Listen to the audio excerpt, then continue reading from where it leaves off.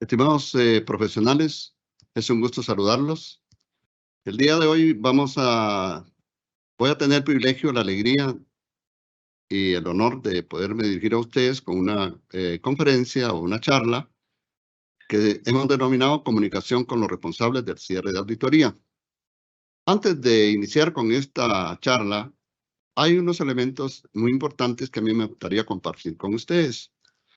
En primer lugar, lo que aquí vamos a tratar es una actividad que muchos de ustedes, de hecho, ya realizan. Muchos la realizan bastante bien. Sin embargo, cuando hemos revisado el reglamento, nos hemos dado cuenta que en el reglamento aparece una guía, que es la guía 16. Esta guía no es más que un acta.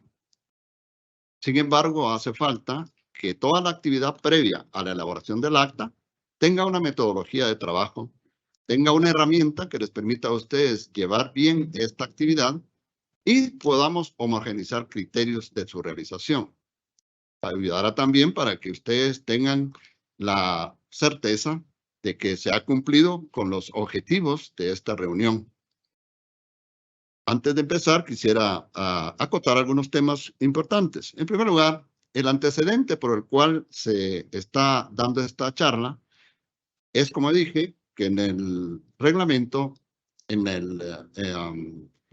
no hay una guía. Y el segundo es que las experiencias y las actividades que se realizan en esta reunión son experiencias que ustedes ya las tienen. Quiere decir, aquí lo que va a haber es una retroalimentación de conocimientos y proporcionarles herramientas de trabajo para desarrollarla con una metodología un poquito más depurada. En tercer lugar, ver cuáles son los objetos de esta conferencia, que son, entre otros, darles a ustedes la certeza de que deben de tener la rectoría al llevar a cabo esta reunión. Es muy importante porque esta rectoría que nosotros asumimos cuando llevamos esta reunión es precisamente la rectoría que la propia ley le da a la institución de la Contraloría General de Cuentas, que se mira reflejada en el equipo de auditoría, que es el que lleva a cabo esta actividad. Luego, quiero informarles que al final de la exposición vamos a proporcionar una gráfica de procedimientos para que ustedes, todo lo que vamos a explicar en estas diapositivas, esté graficado para que ustedes lo puedan visualizar en una forma muy práctica al momento de desarrollar esta actividad. Y luego, la evaluación podría ser un laboratorio en el cual ustedes puedan experimentar de una manera más práctica lo que aquí vamos a tratar de transmitirles. Con esta pequeña introducción, pues comenzaremos ya con la conferencia como tal. Lo primero que tenemos que ver es que esta comunicación de resultados que se plantean a los responsables de esta reunión, en el manual de auditorías, tanto financiera como la de cumplimiento, como la de desempeño, tiene dos objetivos principales. El primero de ellos es obtener los puntos de vista de los responsables con respecto a las deficiencias significativas o incumplimientos de ley que les fueron notificadas. La segunda es facilitarles a ellos la oportunidad de adoptar acciones correctivas, pero yo agregaría un tercer objeto que, si bien es cierto no aparece taxativamente en el manual, sí es un objeto muy importante que, como decía, no está taxativamente, pero lo vemos reflejado en toda la actividad, como es respetar el derecho de defensa y el debido proceso de todos los participantes en la reunión, especialmente los responsables de las instituciones. En ese sentido, yo sugeriría que cada vez que iniciemos esta reunión, vale la pena contextualizar las etapas del desarrollo de la auditoría y qué relación ha tenido el auditado con nosotros en el tiempo que hemos estado vinculados a la institución llevando a cabo esta actividad. Para eso vale la pena, porque esto ayuda a familiarizar la actividad y a sentirnos un poco más en familia, digámoslo así, porque hemos convivido con el auditado durante un año, por lo menos. Y entonces vale la pena que le contextualicemos y le recordemos que el proceso de auditoría tiene etapas muy importantes en las cuales él ha participado, probablemente sin darse cuenta que son etapas que están siendo desarrolladas técnicamente. Podemos explicarle que todo este proceso se inició con una etapa preparatoria que fue cuando nos nombran como auditores, que hacemos una declaración de independencia y este pequeño procedimiento administrativo que se lleva previo a llegar a la institución. Luego le podemos explicar un poco que ha habido una etapa de familiarización, donde hemos estado en contacto, conociendo el entorno de la entidad, conociendo los documentos que la sustentan, las leyes que la regulan, para que vea que tenemos una buena relación con la entidad. Le podemos explicar también que dentro de ese procedimiento hemos también realizado una etapa de planificación, que el trabajo que estamos desarrollando no es un trabajo, digamos, sin ningún sustento, sino que ha sido debidamente planificado con suficientes guías de trabajo, con normativas que nos regulan y por lo tanto es una planificación que ha sido previamente pensada y desarrollada para poderse realizar el trabajo. Y luego podemos explicarles que en qué estado o etapa nos encontramos ahora, que es la etapa de la conclusión de la ejecución de la auditoría. Ese es el momento en que ahora nos encontramos cuando se hace esta reunión con los responsables. Por lo tanto, sugiero que esta contextualización la podamos hacer antes de iniciar la reunión para que todos estemos en el mismo contexto de en qué punto estamos cuando estamos realizando esta reunión para comunicar resultados a los responsables. Bien, pues entonces ya habiendo hecho estas acotaciones, podemos empezar ya a entrar en materia. Quiero aclarar que esta presentación que estamos desarrollando ahora para ustedes es una presentación que puede servirles como una guía, puesto que este tema no se agota con esta actividad, no se agota. ¿Por qué? Porque esta reunión de resultados es de verdad insospechada. Pueden resultar infinidad de hechos y circunstancias que no podemos medir, pero aquí intentaremos buscar por lo menos una forma de cómo resolver los asuntos, digamos, más comunes que se presentan y que en alguna medida tienen trascendencia legal y por lo tanto pueden incidir en el resultado de la auditoría, sea ahora, sea a futuro. Entonces, vale la pena tomarlo en cuenta.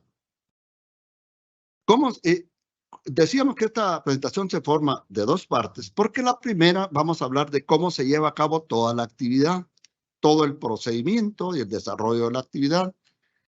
Y la segunda parte son unos pequeños consejos, algunos tips que se les pueden dar para que esta reunión, digamos, tenga una forma un poco más técnica, más ordenada, donde podemos ver cuestiones incluso un poco más personalizadas que ayudan mucho y que no hacerlas muchas veces echan a perder un buen momento.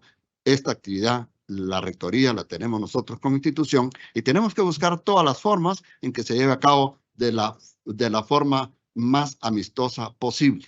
Así es que por eso la conferencia está dividida en dos partes. Esta primera parte que es procedimental y la segunda con unos consejos o tips que les pueden servir mucho. Ustedes con la iniciativa, con la experiencia que tienen, con la iniciativa, digamos, que tienen, pueden agregar otros elementos que vayan en el mismo sentido de hacer que esta reunión sea una reunión de verdad excelente y termine en buenos términos con los responsables de la auditoría. Así es que empezamos viendo cómo se inicia esta actividad. La actividad realmente se inicia el día, lugar y hora que fue notificada. Yo resalto la palabra notificada porque es bueno que los auditores estén conscientes que la notificación es un acto muy importante. La notificación realmente es el alma del derecho de defensa, es el alma del debido proceso. Algunos tratadistas del derecho dicen que la notificación es como la parte más sagrada de un procedimiento, porque conculcado este derecho de notificación se puede echar a perder todo un proceso. En este caso vale la pena entonces que, por ejemplo, si ya hemos visto casos como estos, por ejemplo, que se fija lugar, día y hora para la realización de esta reunión, y ya fue notificada con antelación. El responsable de la entidad está consciente qué día le toca, en qué lugar y hora, y resulta que cuando comienza la reunión, el lugar está ocupado, se tuvo que tomar para otra actividad y a última hora le avisan al equipo de auditoría. ¿Qué contrariedad realmente? ¿Por qué? Porque desde el punto de vista legal, cualquiera dirá, si no es el día, hora y lugar en que fui notificado, me están conculcando mi derecho. Y eso puede pasar. Y me imagino que a muchos de ustedes les habrá pasado que a última hora les cambien el lugar de la reunión. Un abogado muy preocupado de esta situación puede impugnar la actividad y puede impugnar todo el proceso si no se cumple con lo que le fue notificado. Pero como no estamos solo para dar el problema, sino también para dar la solución, pues lo importante aquí es buscar la armonía, hablar con los auditados, explicarles la necesidad que hay de cambiar el día y la hora, lograr un consenso y eso se hace constar en el acta final. Se hace constar que todos estuvieron de acuerdo, que no obstante que fue notificado día, lugar y hora, todos están conscientes y de acuerdo en que la reunión se llevará en otro lugar y a una hora posterior por un hecho fortuito, un hecho que sale de nuestras manos y por lo tanto la reunión se puede llevar perfectamente bien siempre y cuando haya anuencia de todas las personas que participan, ¿verdad? Entonces, yo creo que hay salidas para ir resolviendo estos pequeños problemas que, como digo, se presentan regularmente cuando se hacen estas reuniones. Muy importante también revisar que todos estén bien notificados. La notificación, como decía, es un acto tan importante que debe velarse porque se haya hecho perfectamente bien como lo indica la ley. Quiere decir, que sea la persona a la que fue notificada, que haya una notificación personalizada, que aparezca que fue entregada la cédula de notificación, que lleva el oficio, que lleva la cédula como tal, que esté firmada y sellada por el auditor o el notificante y que tenga día, hora y lugar donde fue realizada. Esto es muy importante verificarlo porque si uno de estos requisitos no se llenó, corremos el riesgo de que la persona no se le esté respetando su derecho al debido proceso y como consecuencia pongamos en vilo y en riesgo tanto nuestro trabajo que nos ha llevado tanto tiempo como a la propia institución al conculcar un derecho de los responsables. Muy importante que lo veamos entonces. Luego, el equipo de auditoría verifica la presencia de los responsables. Verificar la presencia de los responsables, yo siempre sugiero que tengamos muy presente que el responsable puede estar presente físicamente, pero ausente jurídicamente. Quiere decir, el responsable está presente ahí, en la reunión, físicamente, pero no lleva un documento que demuestre que él es quien dice ser. El DPI, un pasaporte, cualquier otro medio de identificación válido en Guatemala, en algunos casos se permite la licencia de conducir. Lo que importa es que verifiquemos que esta persona es quien dice ser. Lo ideal es que sea el DPI, porque es el documento con el cual, según la ley, nos identificamos perfectamente como ciudadanos. Quiere decir, en ese caso, estamos ante una situación de una persona que está presente físicamente, pero ausente jurídicamente. Veamos el caso contrario. Puede haber una persona que esté ausente físicamente, pero presente jurídicamente. Y en ese caso, tenemos que verificar si esta persona que no llegó a la reunión tiene una persona que le represente. Esto está previsto perfectamente también en los manuales de auditoría. Pero el manual lo que nos dice es que la persona que no se presenta a la reunión lo puede hacer por interpósita persona, o sea, lo puede hacer por medio de un tercero y para eso utiliza un documento que el manual denomina mandato especial con representación. Vean que ambos documentos, tanto el DPI como el mandato especial con representación, nos dan la gran responsabilidad a los que ejercemos la auditoría de calificar ese documento.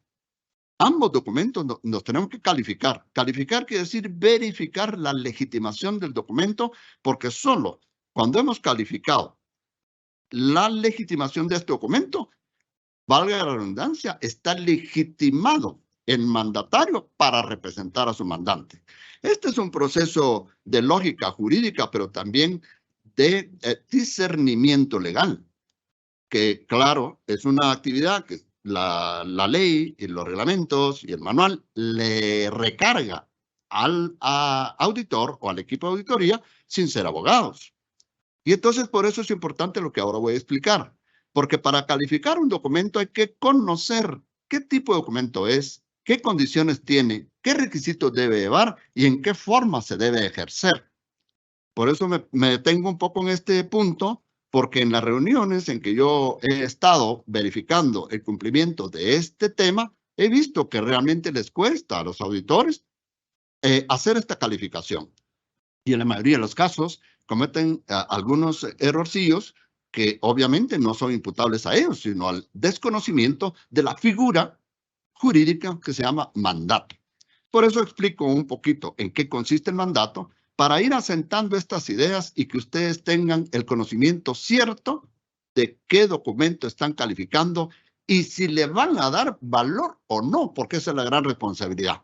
Supongan si ustedes califican el mandato y lo califican mal y la persona comparece sin estar debidamente representada, se comete un acto ilegal.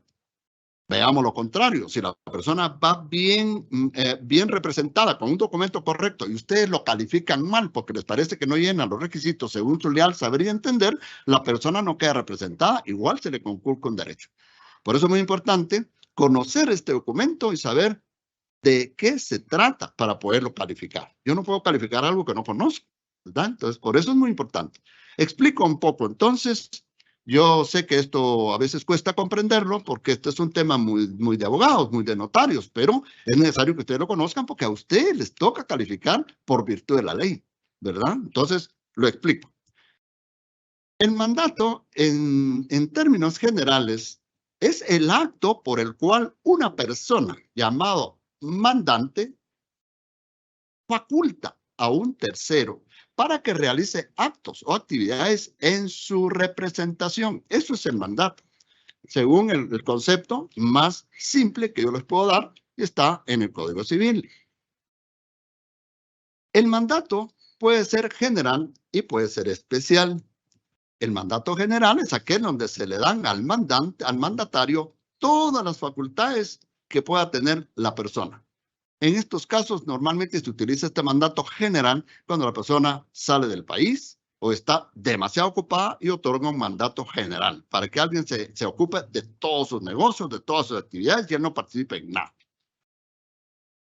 Y está el mandato especial, que es el mandato que se otorga para determinadas actividades del mandante, no todas, solo para algunas especiales.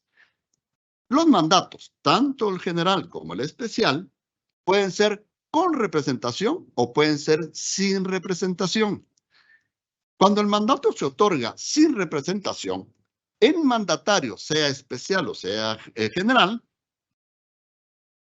actúa en nombre del mandatario y lo compromete a él en todas las actividades que realice.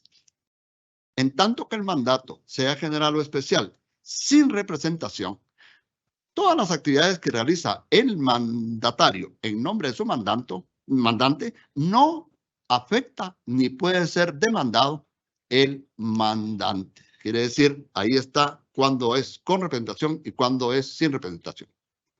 La ley dice que todo mandato debe constar como regla general en escritura pública. Es obvio que si esta escritura pública se realiza, debe ser ante un notario, en un protocolo del notario, y el notario está obligado a dar un aviso al registro de poderes del organismo judicial para que este mandato esté debidamente revisado por el Estado a través de esta dependencia, y esta dependencia pone una razón en la copia del documento que se llama testimonio, y ahí queda digamos que la orden o el registro verificable de que ese mandato cumple con todos sus requisitos. Quiere decir, si a usted le presenta un mandato especial con representación que fue hecho en escritura pública, le toca revisar al final si este fue registrado o no. Si no fue registrado, no puede utilizarse, porque solo los mandatos registrados pueden surtir efectos. Sin embargo, para tranquilidad de todos ustedes, les quiero contar algo. Hay una excepción a esta regla de la escritura pública, que hay algunos actos que no necesitan que estos mandatos se hagan en escritura pública, y son dos casos. El primero es cuando lo que se va a discutir y en donde yo voy a representar a alguien no pasa de 1.000 quetzales. Si todo lo que se va a tratar no pasa de 1.000 quetzales, no necesito dar el mandato en escritura pública. Como consecuencia, todo este proceso no aplica. Pero este mandato se debe otorgar en documento privado y debe llevar la firma legalizada. La otra excepción a esta regla es que el mandato se puede otorgar a través de cartas poderes cuando es para participar en algunas juntas. Así dice el Código Civil.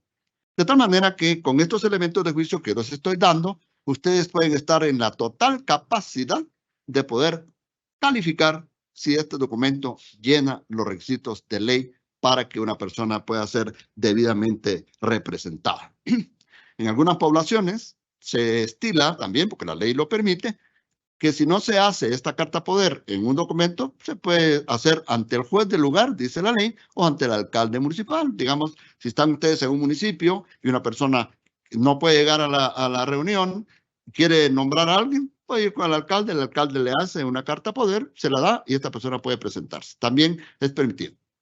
Quiere decir, pienso que de repente en el reglamento se les fue un poquito la mano en poner mandato especial con representación, cuando podría haberse puesto cualquier forma de representación, la calificación no sería tan complicada. Pero cuando el manual nos manda a que debemos de verificar si se tiene un mandato especial con representación, hace falta dar toda esta explicación para que ustedes tengan claridad de que aunque el mandato, aunque la carta o el documento con el que la persona se presenta no diga mandato especial con representación, no están conculcando de ninguna manera el manual, porque la ley civil es superior al manual y esta permite estas dos excepciones que yo les planteo y por lo tanto la persona puede participar. En conclusión, puede participar en la reunión si lleva una carta poder debidamente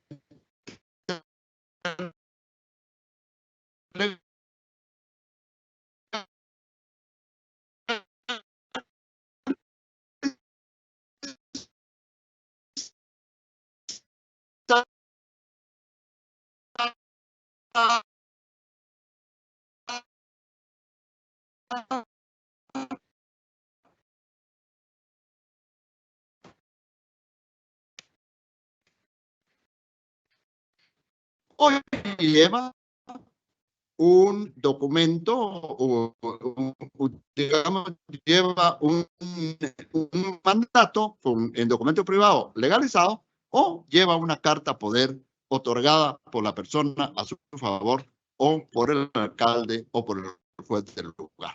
Con esto creo que queda bastante claro. Y como consecuencia de haber hecho esta fase de razonamiento jurídico sobre estos documentos y determinar la legitimación de la persona, viene el registro de responsables y la recepción de documentos. Yo aquí sugiero, esta actividad que estamos realizando es para, digamos, aquellas reuniones donde son muy grandes. Preferimos dar los tips para aquellas reuniones muy grandes porque aplicarían para reuniones pequeñas. Por eso que aquí, en esta presentación, ponemos que el registro de responsables y recepción de documentos se nombre previamente una comisión. Yo he tenido la oportunidad de estar en estas reuniones con entidades muy grandes, por ejemplo, con el ICS, Ministerio de Salud, y así. Y ahí llegan 15, 20 personas con hallazgos. La documentación que se presenta es exagerada. Llegan con unas pruebas increíbles. A falta de llevar una carretilla con la papelería. Pero es así, porque cada quien quiere defenderse y quiere llevar todas las pruebas. Entonces nos encontramos con este tema de la recepción de documentos. Entonces vale la pena que se nombre una pequeña comisión del equipo de auditoría que previamente sea asignada para que haga este trabajo de registrar a los responsables, tomarles nota, quienes vinieron, que tengan sus documentos y sobre todo que se les reciban los documentos que llevan como pruebas para discutir en su momento el hallazgo que se les ha notificado. Puede pasar una situación compleja también en esta actividad que por el levantamiento de información que hemos hecho se presenta con regularidad y es que a veces los responsables no se presentan en la reunión y tampoco lo justifican. Quiere decir simplemente no llegaron. En ese caso, inmediatamente nos vamos a ver la notificación. Porque puede ser o la persona fue bien notificada y no le dio importancia a la reunión y no quiso llegar, o no se enteró de la reunión, o se enteró, pero la notificación tiene error. Y muchas veces los abogados les dicen no se presente a la reunión porque eso lo vamos a discutir más adelante cuando esto trascienda a un tribunal, porque ahí voy a discutir yo que usted no estuvo bien notificado. Entonces, cuando veamos que no se presentan los responsables, inmediatamente este nos da un alertivo de que debemos ir a chequear en principio la notificación. Puede ser que se presente también, pero que no lleva sus pruebas, o sea, llega y no lleva nada. No me dio tiempo, no pude, no he terminado de verificar mis pruebas. Por favor, necesito que me den una prórroga. La gente pide prórrogas. Si esto sucede, que pida prueba para entregar la documentación, entonces es conveniente que se deje constancia en el acta, que la persona pidió una prórroga, pero mucho ojo con esto. Recuérdense que se tiene un cronograma de actividades que ha sido previamente aprobado y en el cual se han fijado los tiempos de desarrollo de toda la actividad de la auditoría que incluye esta reunión. Entonces, antes de darle la prórroga y de hacerlo constar en el acta, yo siempre sugiero que previo a fijarle un plazo, que la ley no dice qué plazo le podemos dar para que la persona pida la prórroga, digámoslo así, pero les sugiero que primero chequeen su cronograma de actividades. Y dependiendo del cronograma, así es el tiempo que ustedes le pueden dar. Tuve yo la oportunidad de ver un caso en el cual el auditor, muy dadivoso con el responsable, le dijo, tiene hasta tal día, y resulta que era el último día de su cronograma. Entonces le decía yo, no puede darle ese tiempo si usted no va a tener opción para recibir estos documentos porque su tiempo se le venció. Si usted tiene 8 días, dele 2. Si usted tiene 6 días en su cronograma, dele 2, dele 3, pero no le dé la cantidad completa, puesto que usted se queda sin tiempo para hacer el resto de actividades que le manda el cronograma. Yo sugiero que en estos casos se tenga mucho cuidado a la hora de dar estas prórrogas, que normalmente se presentan los responsables sin ningún documento y piden este tipo de prórrogas, pero no podemos ponernos la soga al cuello nosotros como auditores, que hemos planificado una actividad, que la llevamos ordenada, que tenemos un cronograma y que en un momento dado esta prórroga, si no la sabemos manejar en el cronograma, nos echa a perder la actividad. Bueno, llegamos al punto en que hemos verificado que los responsables se presentan bien y es legítima su participación en la reunión porque ya verificamos todos estos extremos según lo hemos explicado, tanto viendo el DPI, viendo los mandatos, viendo las cartas poderes y revisando toda la actividad preliminar que hemos ya desarrollado. Y aquí comienza entonces ya la actividad como tal. Yo sugiero que el supervisor del equipo de auditoría, sabemos que los equipos de auditoría se componen del supervisor, el coordinador y los auditores gubernamentales, mínimo. El supervisor es el que lleva adelante la actividad. Eso es lo ideal, que sea él el que lleve adelante la actividad. Siendo de esa manera, es el supervisor al que le corresponde presentar al equipo de auditoría actuante. Quiere decir, es una cosa muy importante porque el auditado llega y espera que haya un anfitrión que se presente como tal. Esto en una reunión ayuda bastante.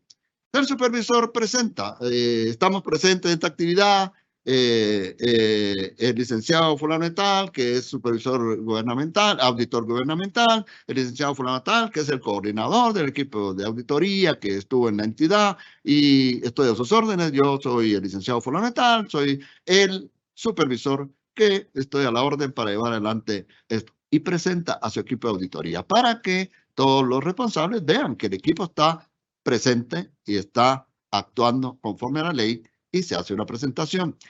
Luego el supervisor, según la agenda previa, explica la metodología de la reunión. Miren, yo he visto que muchos auditores no le dan importancia a una agenda ni le dan importancia a la metodología. He estado en reuniones donde entran casi de sopetón a iniciar la actividad.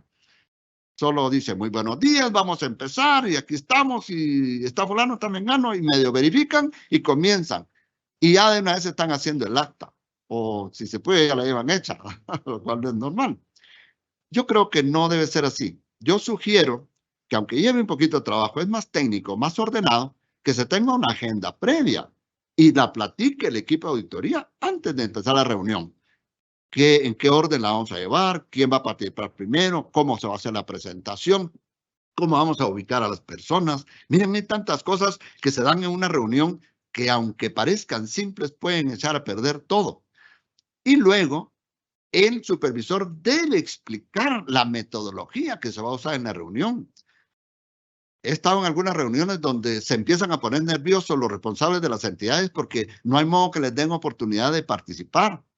Cuando en la reunión hay un momento para hacerlo, pero si no les explicamos la metodología, la reunión se empieza a poner un poco caldeada, pero es por la situación en que se empiezan a poner los responsables de las entidades cuando miran que se está llevando a cabo la reunión, que ya avanzó bastante y ellos no participan. Cuando esto se puede evitar si les explicamos la metodología. Y creo que lo más importante es decirles, muy bien, señores, vamos a explicar la metodología de esta reunión para que sea del conocimiento de todos. Y vamos a empezar por presentar al equipo de auditoría, por presentarnos quienes estamos acá, explicar cuando uno es el anfitrión y está en el lugar por ejemplo, de la Contraloría, que muchas veces en nuestras instalaciones se llevan a cabo, explicar la parte física. Si hay una emergencia, por dónde se puede salir, cuáles son las puertas de emergencia. Increíble, pero dónde están los servicios. Si alguien se pone mal, dónde hay un botiquín o dónde está una enfermería. Eso puede suceder en una reunión. Acuérdense que es una reunión donde la gente que llega un poquito alterada en algunas situaciones y no sabemos de qué padecimientos alguien que pueda ser con problema de glucosa, con problema de hipertensiones, no lo sabemos. Pero nuestra obligación, según yo, es mínimamente explicarles dónde quedan los servicios, por dónde son las salidas de emergencia, dónde hay una enfermería, si pueden avisar si en caso les sucede algo, se sienten mal, para poder auxiliar. Esto es parte humana, o sea, no tiene que ver con el proceso como tal, pero es importante porque sí puede suceder, y yo por lo menos he visto un caso donde una persona se puso mal y no se sabía qué hacer.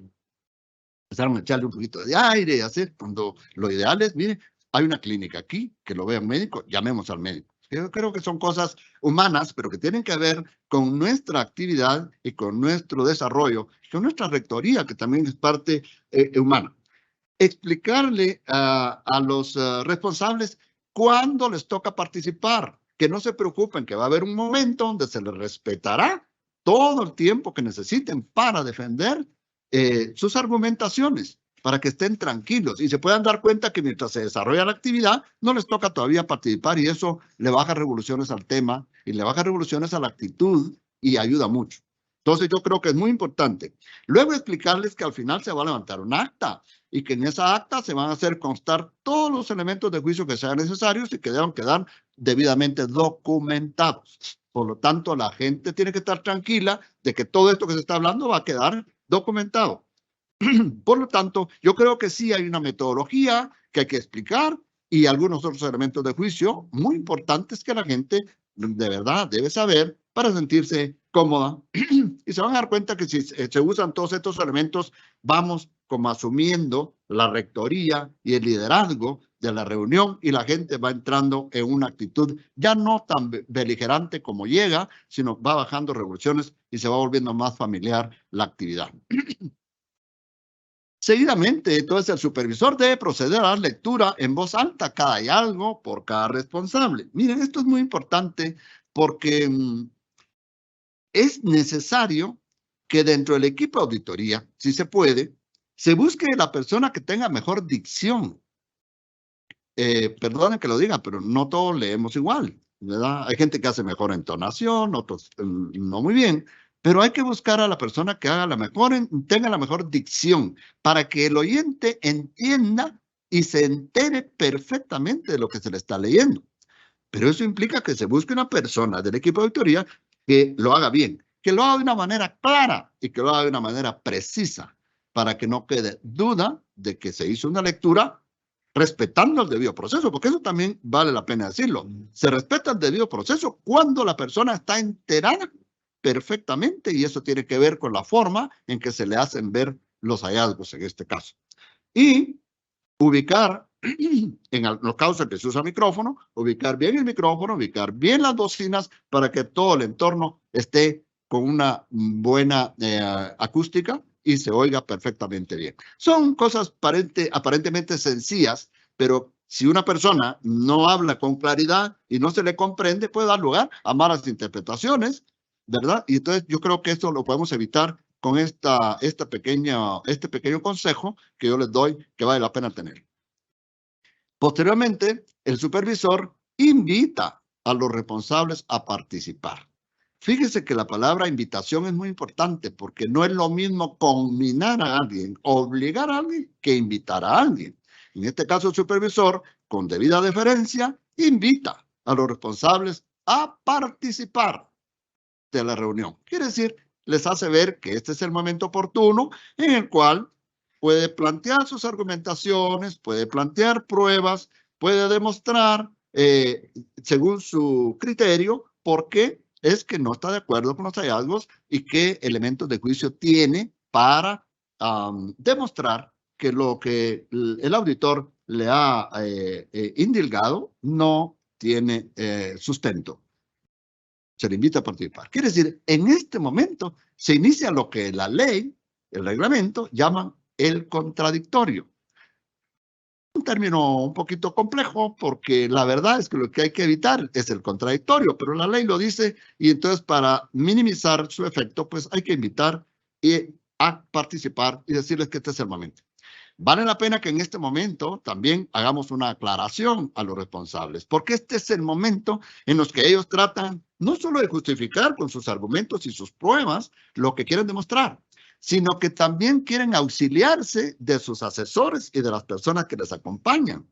Entonces, este es un momento muy oportuno para recordarle al responsable que con mucha pena, pero que no se permite la participación de asesores ni de ningún otro acompañante, más que en cuanto y en tanto le pueda asesorar a él personalmente, pero no participar en la reunión, porque aunque la reunión pudiera decirse que es pública, la participación no lo es.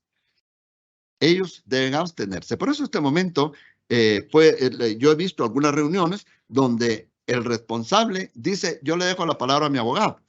Esto en este caso no es lo común. Esto sucede en el derecho civil, en el proceso civil, en el proceso penal, donde hay una defensa técnica y que la ley permite que la persona que es demandada o es sindicada deje en el, digamos, en el perito de la materia, que es el abogado, que sea quien lleve adelante su defensa. Pero en este caso no es así.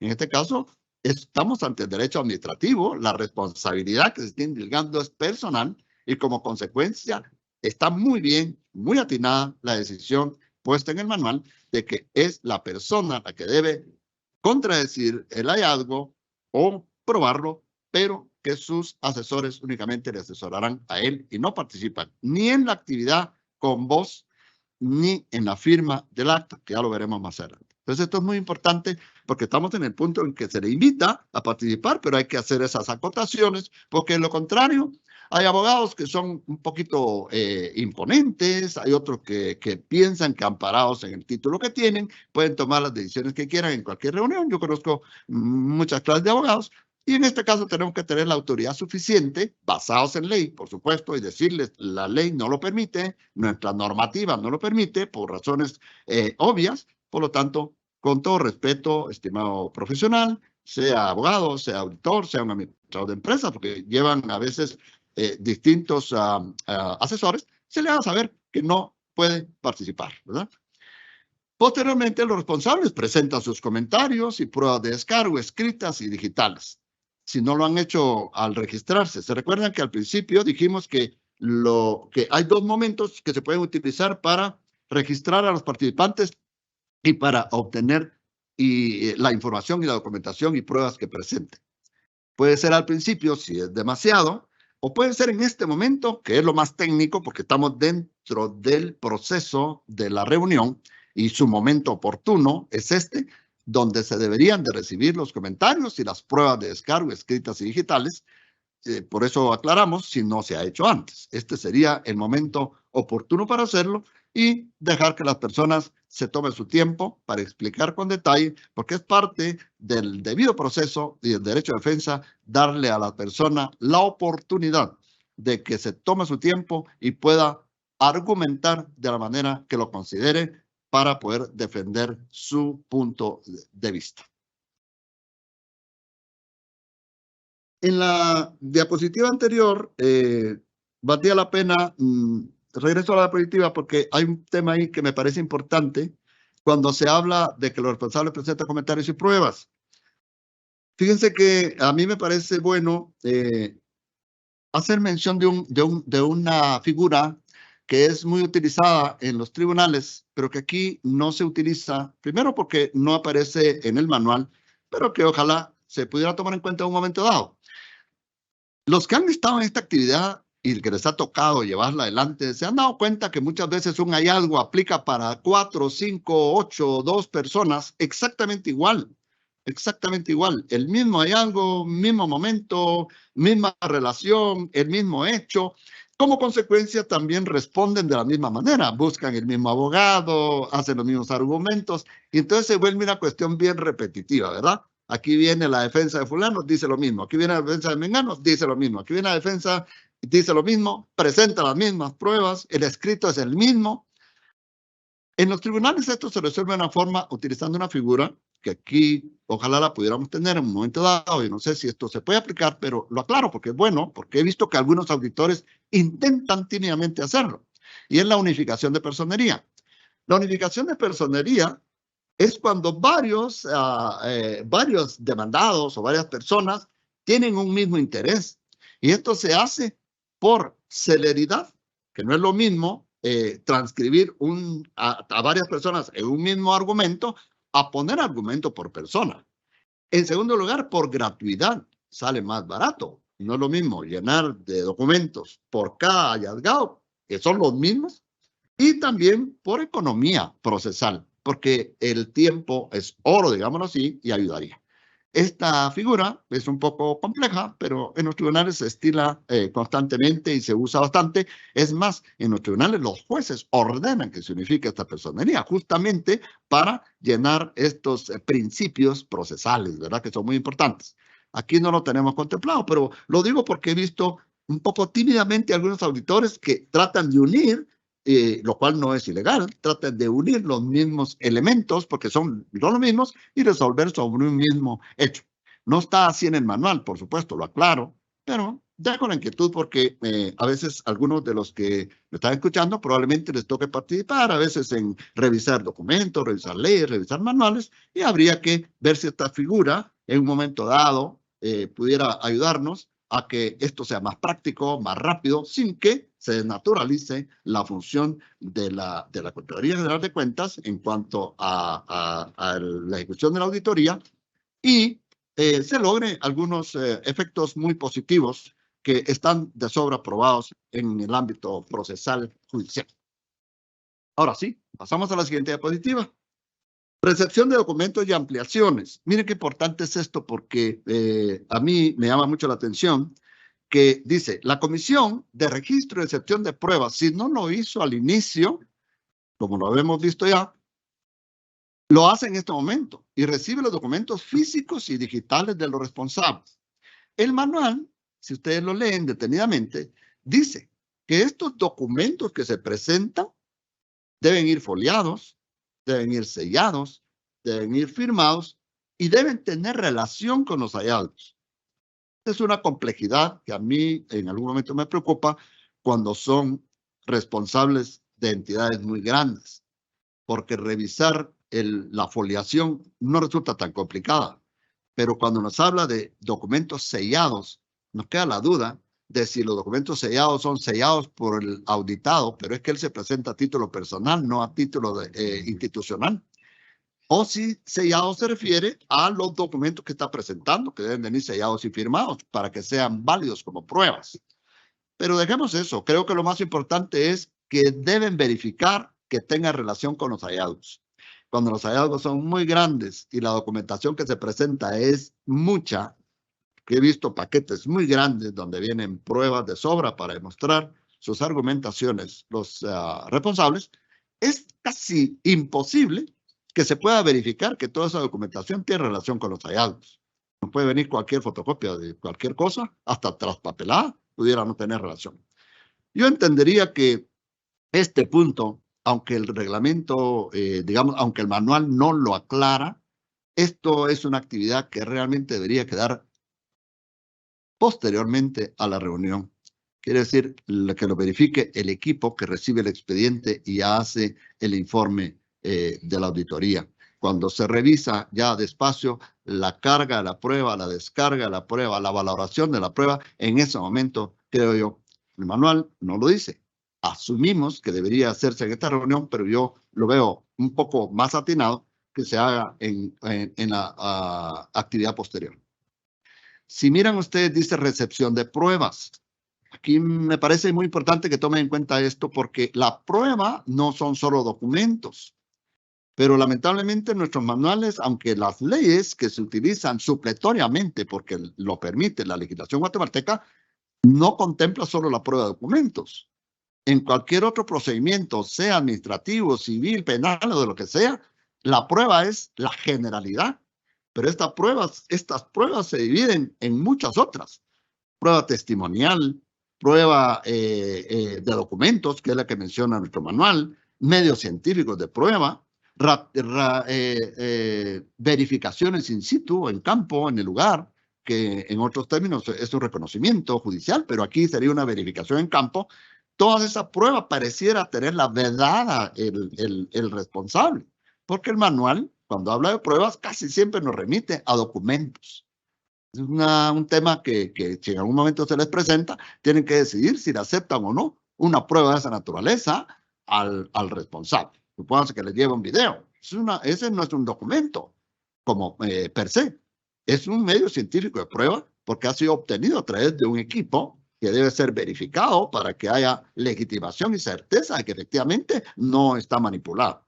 Ese tipo de pruebas, el manual no las dice, ¿verdad? Yo esperaría que no se tengan muchas complicaciones cuando estas reuniones se llevan. No sé si las habrá tenido alguien, ¿verdad? Pero un dictamen de experto, por ejemplo, que llevara un responsable, mire, yo traigo un dictamen de experto para demostrar que esa obra por la cual me están allegando sí fue realizada. Aquí está la prueba, aquí está el experto que me lo demuestra. O sea, ese tipo de pruebas no está contemplado en el manual específicamente.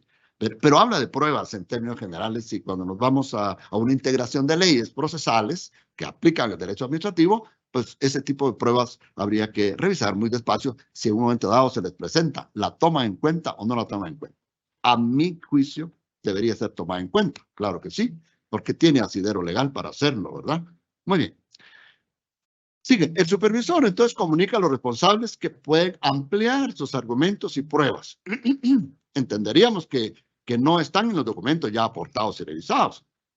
Esto es bueno tomarlo en cuenta porque muchas veces nos presentan los documentos y quieren volverlos a presentar. Y entonces lo que hacen es duplicar la información y cuando el expediente pasa al equipo que hace la verificación de argumentaciones y de pruebas, se empieza a resultar con que tienen repetidas muchas pruebas. Y eso, hacer una distinción, hacer un apartado para ir probando qué demuestra y qué no demuestra la argumentación es muy complicado. Entonces tenemos que preguntarle al responsable si esa prueba que nos dice que es nueva ya fue aportada y ya fue revisada. Porque de lo contrario, si no es nueva, hay que explicarle que no es conveniente recibirla porque le puede hacer daño a la hora de hacer la revisión. Además, si son pruebas nuevas y argumentaciones nuevas, yo sugiero que al responsable se le diga que haga algunas anotaciones manuscritas, que lo escriba sus argumentaciones, aunque sea a mano, porque después hay que pasarlas, typearlas, digámoslo así, en el acta.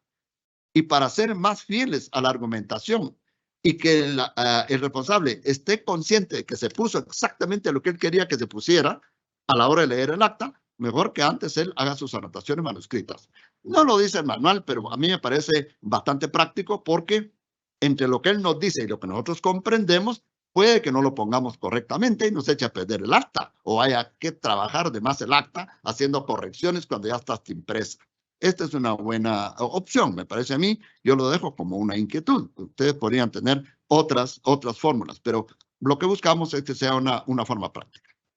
Las ampliaciones se incorporarán a un punto del acta haciendo la relación correspondiente. Quiere decir, en el acta hay que aclarar que se presentaron nuevas argumentaciones y se presentaron nuevas pruebas para que quede claro que son diferentes a las que originalmente se presentaron.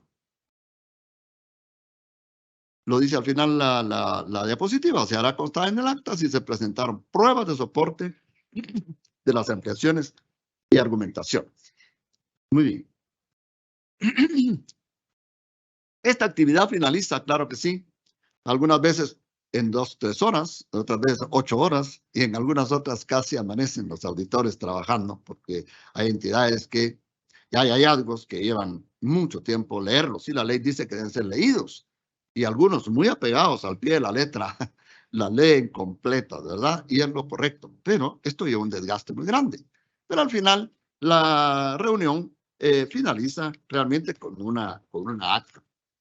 El acta está en el manual, es la guía 16, si mal no recuerdo, y es un acta que en un momento dado, con los cambios que han habido últimamente en legislaciones y en tomas de decisiones y en normativas, habrá que revisar un poquito más para darle un poquito más de forma y actualizar el documento. Eso, me imagino, se irá a hacer.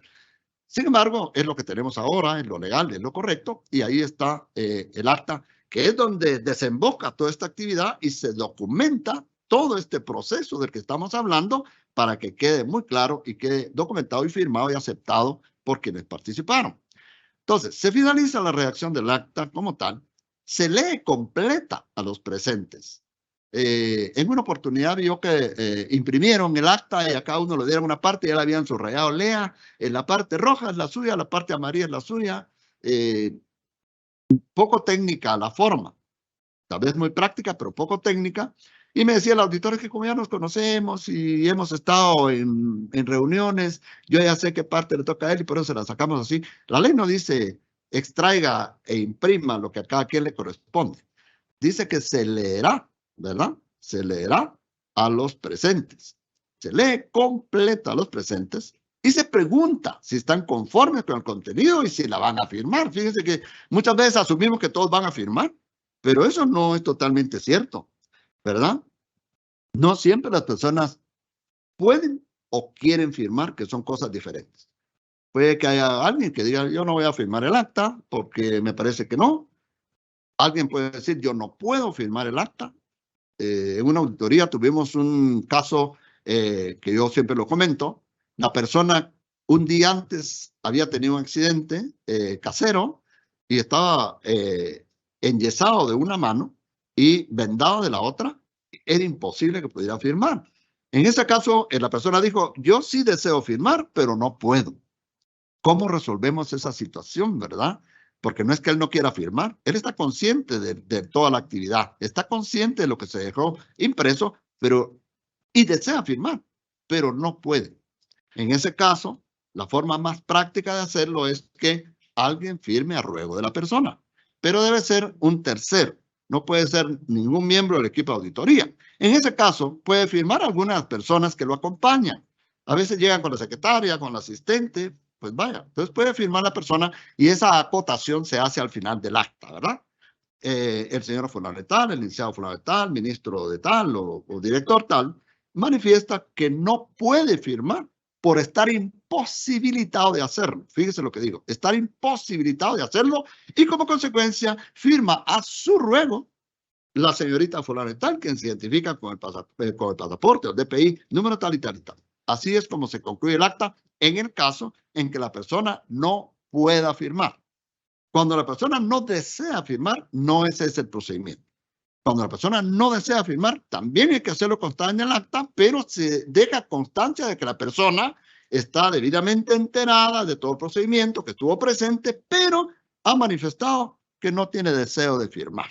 Y el acta es válida, total y absolutamente. No tienen que quedarse con pena. Los auditores, algunos me van a hablar, es que fíjese que la persona no quiso firmar y yo estoy con la pena que nos van a impugnar el acta. No se preocupe, no la pueden impugnar, ¿verdad? Porque igual estuvo en la actividad y el acta es válida porque la han firmado funcionarios públicos. Pero no olvidemos que los auditores son funcionarios y empleados públicos y fue pública administrativa, a cuentas vamos. Entonces, el acta es válida, pero independientemente de eso, sabemos que el acta no puede adolecer de un defecto legal por la circunstancia de que alguno no desee firmar. Lo que sí es importante es que si la persona no puede firmar, sí tenemos que buscar la solución al problema. Otro problema que constantemente pasa cuando se hace el acta es que se cometieron errores en el acta. Algunos auditores y personas de otras dependencias he visto yo que utilizan otro sí. Terminan el acta, todos firman y abajo ponen otro sí y ahí aclaran algo. Miren, esto yo no lo he encontrado en ninguna ley. Y si se hace por costumbre, es bueno aclarar que la costumbre no es fuente de derecho. Y en ese caso, se arriesga el documento y se arriesga toda la actividad. Yo lo que sugiero son dos salidas. Si los errores son mínimos, que se puso una O por una A, que se puso, en vez de responsables, se puso responsables, en vez de poner equipo de auditoría, se puso equipo de fútbol. Son palabritas así. Se lee el acta, se chequea con un lapicito dónde estuvieron los errores y al final del acta, antes que la firmen todos, se les aclara que el acta ya está impresa, pero que se han visto algunos errorcillos. Algunas veces se lo hace ver a uno los terceros cuando la leen. Se chequea y entonces se hacen testados, no otros sí. Se hacen testados en el acta para que tenga valor legal las enmiendas que le estamos haciendo al acta y esa acta es válida ante cualquier autoridad, cualquier tribunal de cualquier competencia. Pero debe ser bien hecho el testado, ¿verdad? Se hace el testado correctamente. Hoy no da tiempo de explicar cómo funciona el testado, cómo se hace, pero algunos auditores los hacen perfectamente bien, en otras nos han pedido una asesoría y les hemos explicado, pero lo ideal es testar. Si los errores son errorcillos pequeños. Ahora, si es un párrafo el que se puso de más, porque a veces hacemos un copy-paste y nos traemos todo para evitar errores y resulta que pusimos un párrafo que ya está repetido. Ahí no hay pierde. El acta no se puede testar. Eso es muy difícil. Y en ese caso, yo lo que he sugerido es que se haga una razón de anulación del acta. Es lo ideal, que el acta se anule completamente. Se le hace la aclaración a las personas que el acta va a quedar anulada. Se hace una razón. La firma todo el equipo de auditoría, no los presentes, porque este es un acto interno, no es externo, es un acto interno de la institución. Lo firma el equipo de auditoría y el equipo de auditoría elabora un oficio haciéndole el conocimiento al director, esto es lo que yo sugiero, al director, de que se anuló el acta y se pone el motivo por el cual fue anulada, porque se cometieron errores de impresión, porque hubo repetición de datos, porque los datos no estaban congruentes, las falencias que tuvo el acta. Se ponen en este oficio y se saca una copia y se le entrega al señor director. ¿Por qué? Porque ese documento va a quedar anulado, porque son hojas de auditoría, ¿verdad? Son hojas que están registradas y por lo tanto es necesario que quede constancia de las razones. Y se toma hojas en blanco nuevas, con nueva numeración, y ahí se elabora nuevamente el acta, se vuelve a leer correctamente y se imprime y ya la firman todas las personas que actuaron en el acta. Eso creo yo que es lo mejor que podemos hacer para solucionar estos problemas que se dan constantemente. Están bajo una presión, los auditores a veces se ponen nerviosos, es su primera actividad o han tenido muy pocas o el equipo es muy grande y toda esta situación, pues claro, sabemos que el error humano siempre debe estar contemplado y la propia ley lo contempla. Si no, no existieran los testados y las anulaciones, es justamente por eso, porque la propia ley contempla que el error humano es posible, ¿verdad? Entonces no hay que preocuparse por eso, pero sí corregir legalmente el tema que se nos ha presentado. Se imprime entonces el acta, se entrega copia a quienes lo soliciten. Esto es muy importante porque casi siempre imprimimos el acta oficiosamente. Eso implica costos, a veces son actas muy grandes, a veces no se tiene la facilidad y los insumos para sacar tantas actas. Y entonces se pregunta si alguien va a querer copia. Algunas personas, he tenido reuniones donde algunas personas dicen, no, a mí me basta con la que le van a dar al director y nos va a dar copia después en la oficina.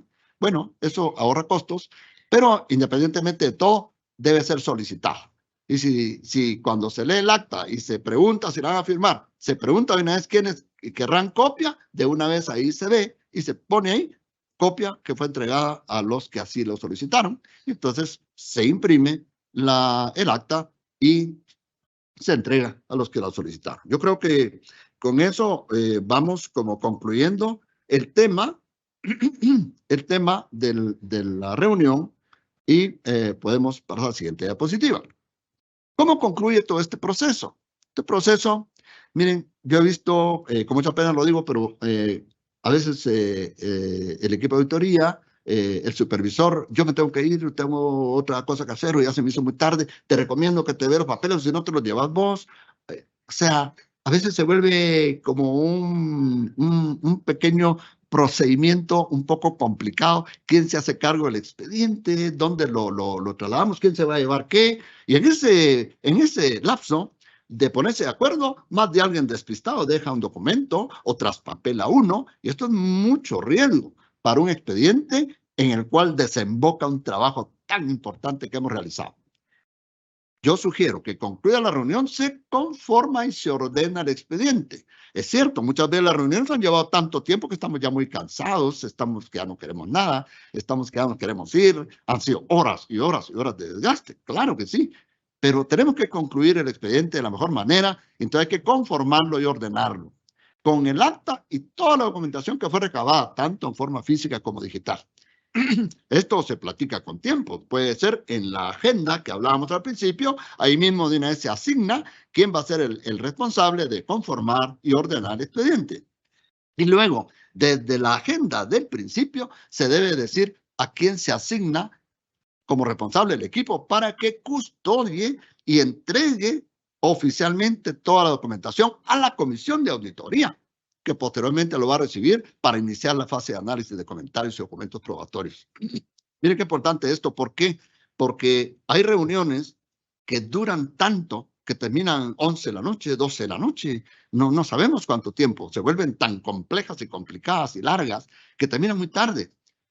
Pero alguien tiene que llevarse esa documentación. Muchas veces las oficinas están cerradas, se tiene que ir a su vehículo. Por eso es muy importante custodiar este documento y que quede claro a quiénes o a quienes se les asigna la custodia de la documentación, porque ahí se recuerdan que es documentación oficial, es documentación que no nos pertenece, pertenece al Estado a través de una dependencia, y la responsabilidad de que esta información se extravíe, se pierde o pase cualquier cosa con ella es muy, muy, muy grande para el funcionario público. Por eso yo lo aclaro y lo pongo así con comillas. Custodiar quiere decir defender hasta con lo que pueda el documento que llevo, porque es una gran responsabilidad. Pero eso debe quedar asignado desde la agenda y debe quedar asignado también demostrado y desarrollado en el momento. Y esta misma persona debe hacer entrega oficial de toda la documentación a la comisión. Y cuando entrega, debe haber un documento que demuestre que esa documentación fue entregada. Y fue entregada bien, fue entregada completa, fue recibida correctamente y, por lo tanto, el proceso ha quedado concluido de la mejor manera posible. Decía yo al principio que esta pequeña charla o conferencia, como ustedes quieren llamarla, no agota el tema de esta reunión. Esta reunión es muy compleja. Esta reunión presenta muchos vericuetos, digámoslo así, perdón el término, que no podemos contemplar. O sea, una guía específica que nos diga exactamente qué va a pasar es imposible, ¿verdad? Pero, en términos generales, creemos que con esta ayuda, esta herramienta que le estamos dando, les puede servir bastante, y ustedes con su iniciativa, con su creatividad que puedan tener, con la personalidad que tengan, pueden agregar otros elementos de juicio que perfeccionen este proceso. Así es que yo creo que estamos concluyendo en la parte del proceso. ¿Se acuerdan que les dije al principio que la exposición tiene dos partes? La parte puramente procedimental, que es esta, y la parte de algunos tips o consejos que vale la pena tomar en cuenta a la hora de desarrollar la reunión, que les va a ayudar muchísimo a manejarla con mucho discernimiento, con mucho orden y sobre todo viendo aspectos periféricos de la reunión relacionado con las personas y con nosotros que nos puede ayudar a llevarlo a cabo de una manera, digamos, ordenada y de la manera más perfecta que podamos. Esto es muy importante. Ahora, vamos a pasar entonces a estos pequeños tips que nos hemos tomado para algunas sugerencias. ¿Cómo desarrollar esta reunión? Bueno, lo primero es conducirla con una actitud positiva. Esto es importante porque en cualquier tipo de reunión donde nos presentemos, la actitud positiva refleja una dignidad de la persona que está llevando a cabo la actividad, pero también hacia la persona que estamos, que es nuestro interlocutor.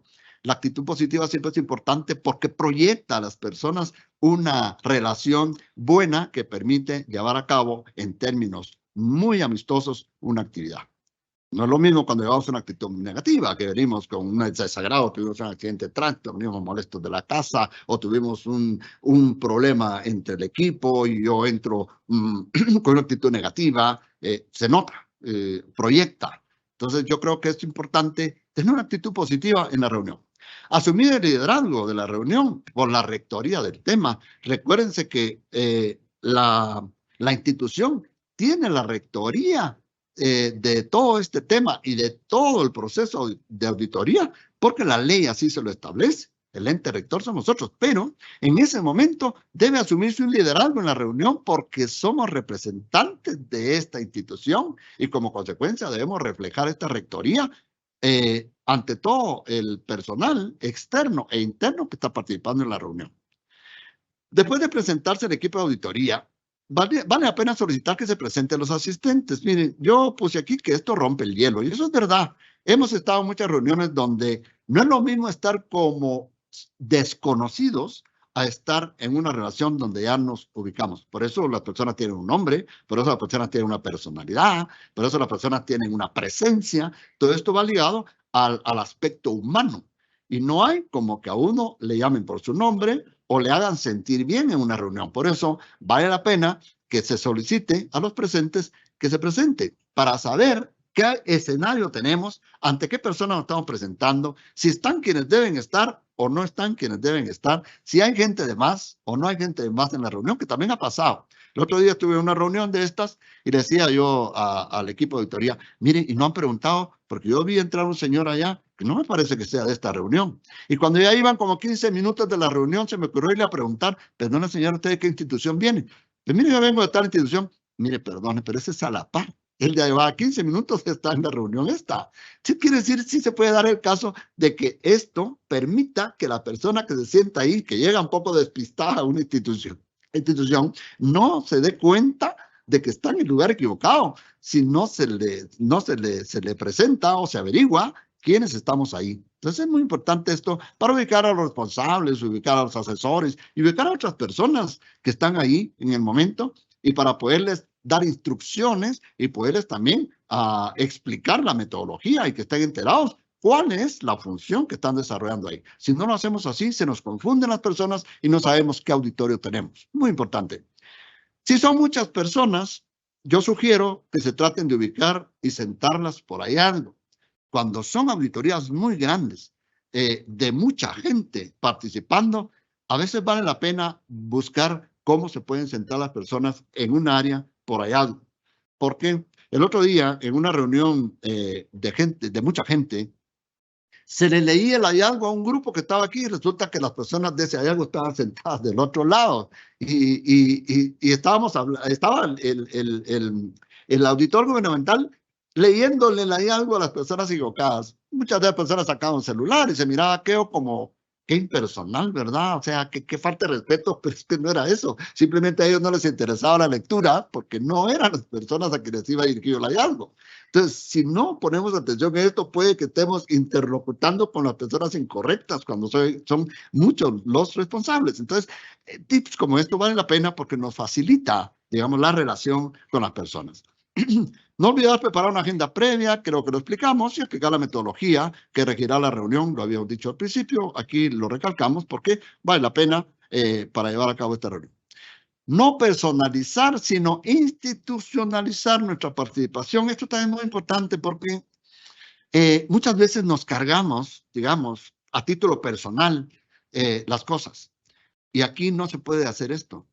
Aquí no podemos personalizar, como yo había acabado la auditoría y me sacrifiqué mucho y me costó bastante y tanto esfuerzo y en la institución hasta no me daban parqueo, el espacio que me dieron no era un espacio digno para mí. Y llegamos con esa carga personal. No puede ser. Aquí no podemos personalizar. Hay que institucionalizar nuestra participación por la misma rectoría y por la responsabilidad que tenemos y por la imagen de la propia institución. Pero esto va a permitir que podamos ser neutrales, que podamos ser objetivos y que podamos ser justos, que al final es lo que se busca cuando se lleva a cabo la reunión. Quiere decir, vale la pena tomarlo en cuenta. Ustedes podrán agregar algunos más que les puedan servir de acuerdo a la experiencia que tengan de este tipo de reuniones. Otra sugerencia, usar un perfil aceptable, un tono de voz balanceado y respetuoso, pero firme, que es algo muy importante, ¿verdad? El perfil de la persona que se presenta para llevar a cabo una reunión es muy importante. La forma de vestir, perdonen que lo diga, pero también es importante, ¿verdad? La forma en que tenemos que presentarnos ante nuestros responsables dice bastante de nuestra dignidad como personas y la dignidad que le permitimos a reconocer a la persona que es nuestro interlocutor. Es muy importante, ¿verdad? Un tono de voz balanceado, que no se sienta presión, que no se sienta coercibilidad, que muchas veces así se siente cuando uno habla, ¿verdad? Y no se da cuenta. Ser respetuoso, eso es muy importante. Muy buenos días, muy buenas tardes, tenga la bondad de sentarse. Quiere decir, esto ayuda a que la reunión se lleve a cabo bien, pero ser firme, ¿verdad? No que este tono balanceado y tal y respetuoso no nos haga ver débiles en nuestra actuación, porque eso no es así. Tiene que ser firme por la rectoría que tenemos y para mostrar esta rectoría tenemos que actuar de esta manera. En lo posible, realizar comentarios positivos sobre las operaciones, sistemas y procedimientos revisados. Esto lo he visto yo, no se dice en la reunión, pero se comenta en los espacios, ¿verdad?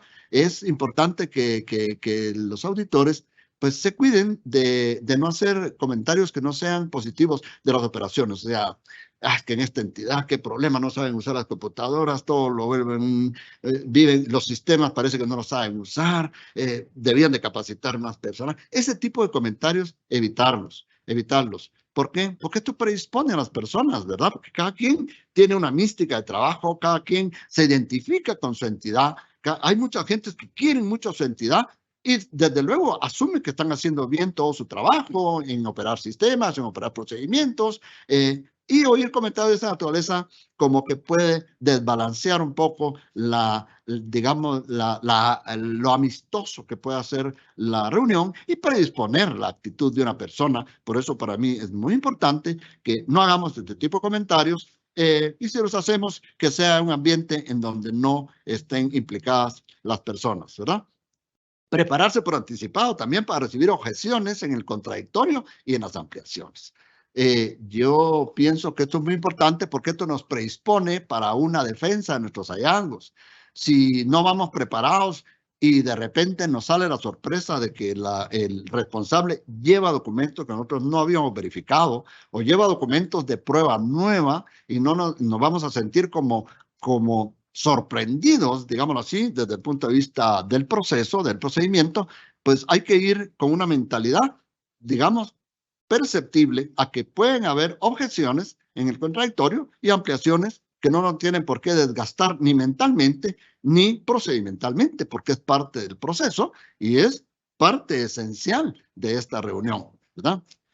¿Debe mantenerse lista la evidencia competente? Yo sugiero que sí. Los papeles de trabajo, documentos de soporte de nuestros hallazgos, es bueno tenerlos en algún lugar disponibles por si necesitamos apoyar nuestras argumentaciones, porque en el proceso contradictorio muchas veces se espera una respuesta del auditor, que no es muy común hacerlo porque la idea no es realmente ir a confrontar, pero se da en las reuniones porque le preguntan al auditor, mire, pero ¿usted vio ese documento? Yo no recuerdo que haya un escrito, un oficio firmado, que haya una resolución, como usted lo menciona.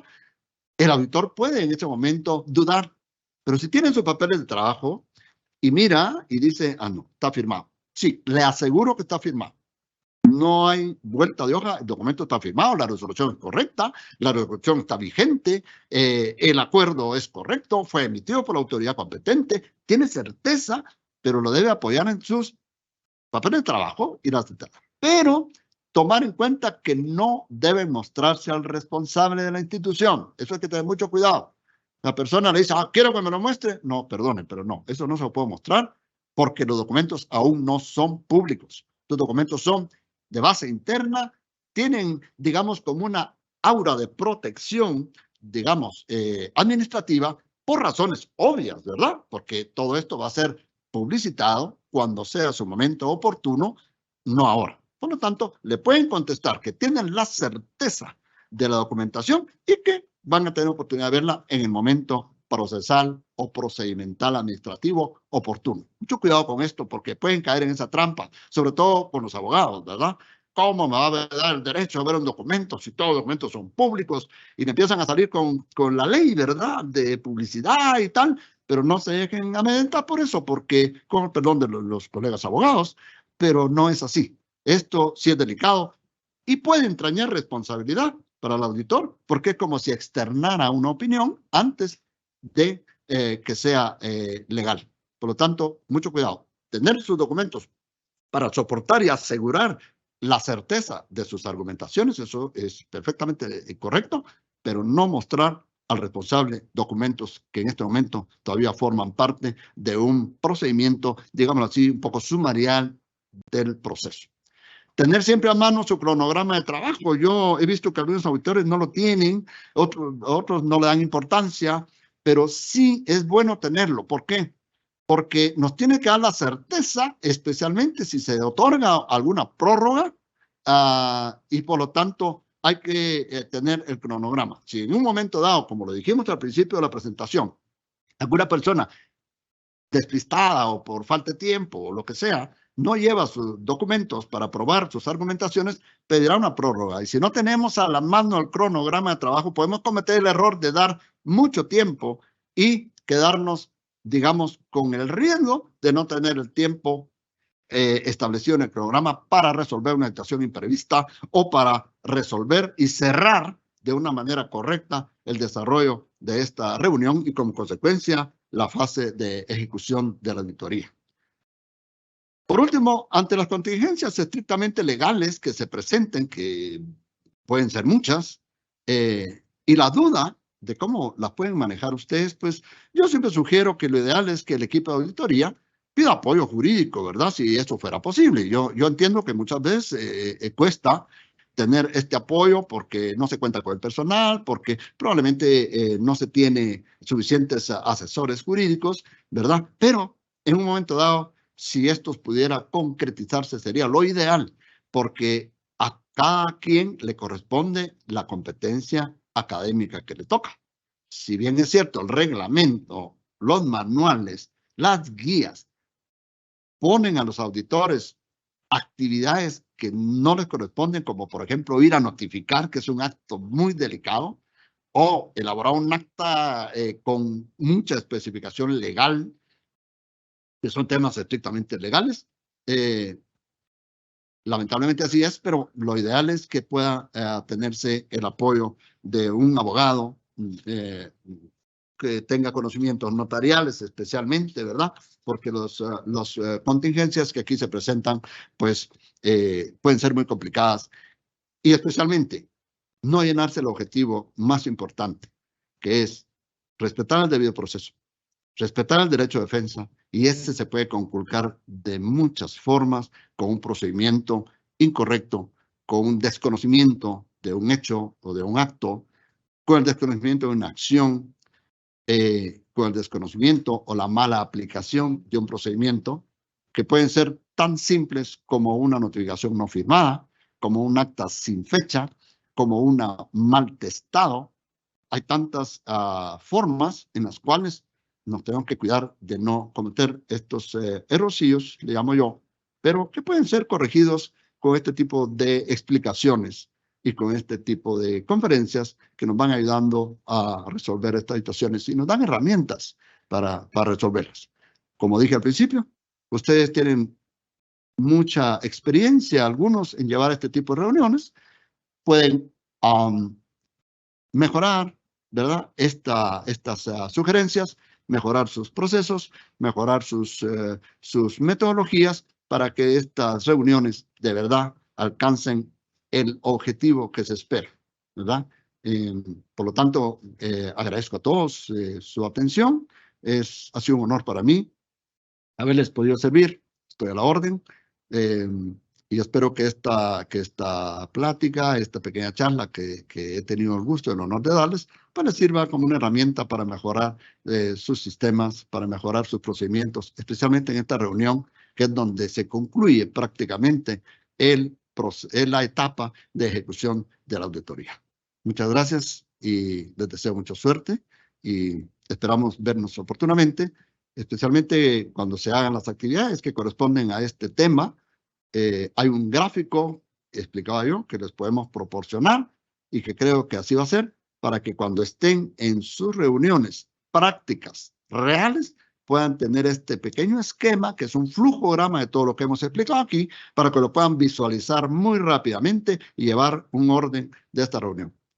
Entiendo que esta explicación que hemos dado va a ser sujeto de una pequeña evaluación muy simple, porque lo importante no es ver qué tanto saben, sino que puedan aplicar estas herramientas en la vida práctica y puedan salir bien en esta reunión.